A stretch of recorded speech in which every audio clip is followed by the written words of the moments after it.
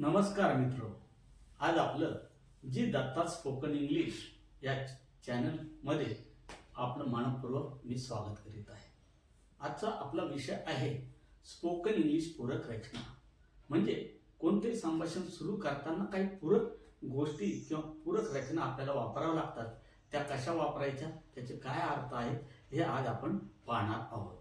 इथं महत्त्वाचं लक्षात घ्यायचं, ह्या छोटेखानी व्हिडिओमध्ये आपल्याला इथली सराव पद्धती म्हणजे प्रॅक्टिस मेथड ही समजून घ्यायची. त्याप्रमाणेच सराव करायचा आहे. तसा सराव केला तर आपल्याला अपेक्षित परिणाम मिळतो. बघा, तर दिलेलं जे मराठी वाक्य आहे ते कृपया मोठ्याने वाचायचंही नाही आणि बोलायचंही नाही. ते फक्त नजरेने स्कॅन करायचं आहे, म्हणजे नजरेने पाहायचं आहे. आणि ते वाक्य मराठीत असल्यामुळे म्हणजेच आपल्या मातृभाषेत असल्यामुळे आपल्याला त्याचा अर्थ समजतो. तो फक्त अर्थ समजावा एवढाच त्याचा उद्देश आहे. तिथं कुठेही आपण आवाज करायचा नाही. मात्र दुसऱ्या हाताला जे इंग्रजी वाक्य दिलेलं आहे ते आपल्याला पाहायचं आहे आणि त्याच्या मराठी वाक्याचा जो अर्थ लागलेला आहे आपल्या डोक्यामध्ये तेच ते वाक्य असल्यामुळे त्याच्या अर्थानुसार हावभाव करायचे आहे आणि हावभावासह ते वाक्य आपल्याला इंग्रजीतून बोलायचं आहे, वाचायचं नाही. इथं बोलणं आणि वाचण्यातला फरक लक्षात घ्या. वाचणं म्हणजे आपण फक्त जे आहे ते शब्दांचे उच्चार करतो, पण इथं तसं नाहीये.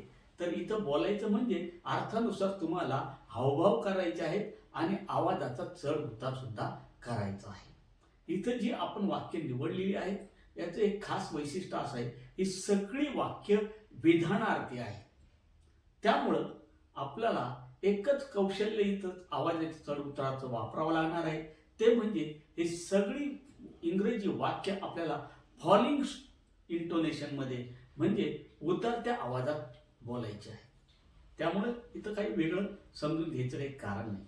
आणि अर्थानुसार ती इंग्रजी वाक्य असल्यामुळे तुम्ही जे हावभाव करणार आहे किंवा फेशियल एक्सप्रेशन करणार ते त्याला समर्पकच असतील.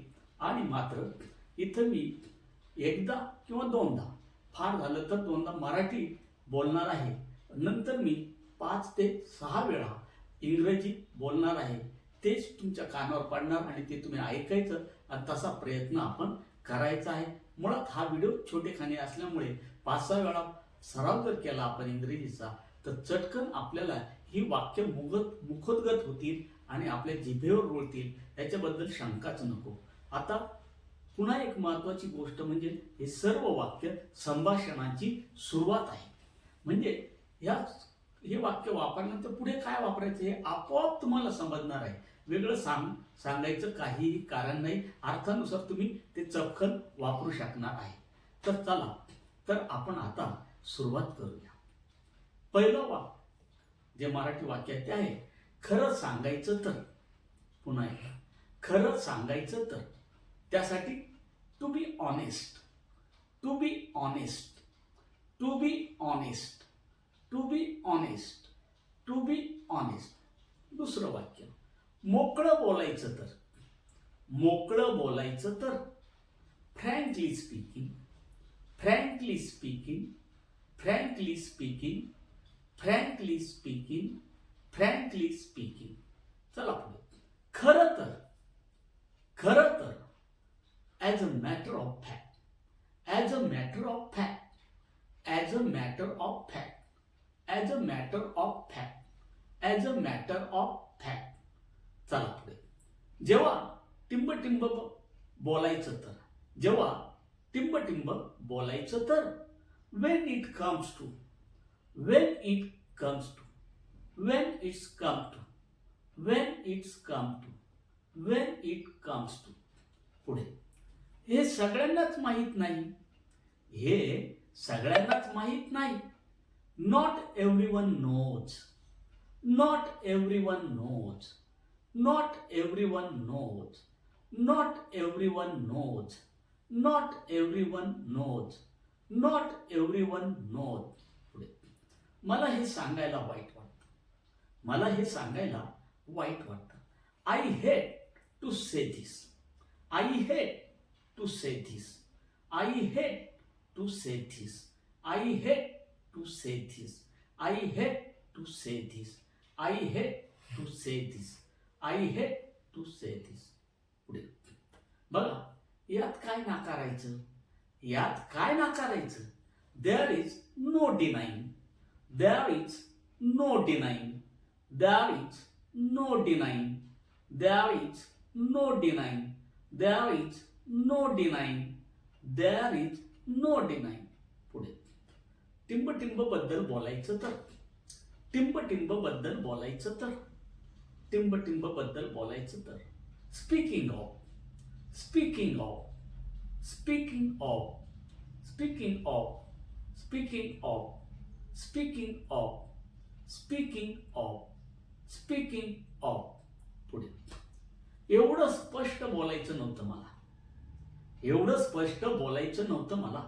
I don't mean to be rude. I don't mean to be rude. I don't mean to be rude. I don't mean to be rude. I don't mean to be rude. I don't mean to be rude. I don't mean to be rude. पुढे आदरपूर्वक म्हणतो किंवा आदरपूर्वक सांगतो. आदरपूर्वक म्हणतो with due respect. With due respect. With due respect. With due respect. With due respect.